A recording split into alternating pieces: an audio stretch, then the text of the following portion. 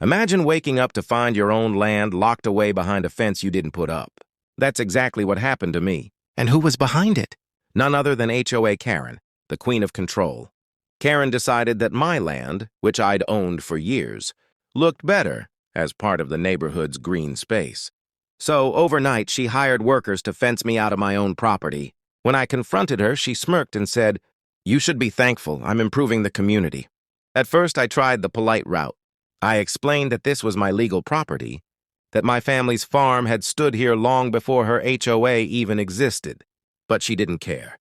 Her daughter wanted a new playground, and my land was the target. Days turned into weeks. I called the city, I filed complaints, and every time, Karen found some loophole to delay the process. Meanwhile, my crops were dying, and I couldn't even access my own tools.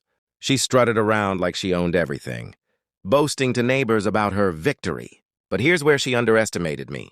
My land wasn't just dirt and crops. It sat on the edge of the main power grid for the entire HOA community. And because of an old agreement with the utility company, I had full control of the access switch. One hot summer afternoon, when Karen was hosting a pool party to celebrate her so-called win, I walked calmly to the switch and shut down the grid. Instantly, the lights went out. The air conditioners stopped, and the pool pumps fell silent. Karen's shriek echoed through the neighborhood. She stormed over, furious, demanding I turn it back on. But this time I had the upper hand. I calmly told her, "You fenced me out of my land. Until the fence is gone, so is your power." Neighbors who once ignored the situation suddenly saw the truth.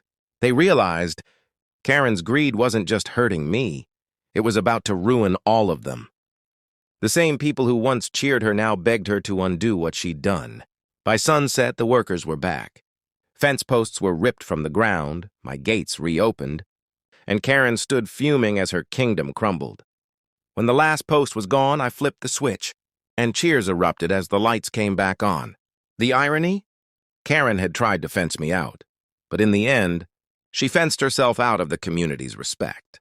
And while she lost her power, I regained mine, both on the land and in the eyes of my neighbors.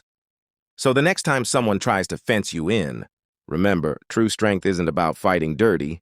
It's about knowing when and how to stand your ground. And if this story made you smile, please like, subscribe, and share, because every click helps keep stories like this alive.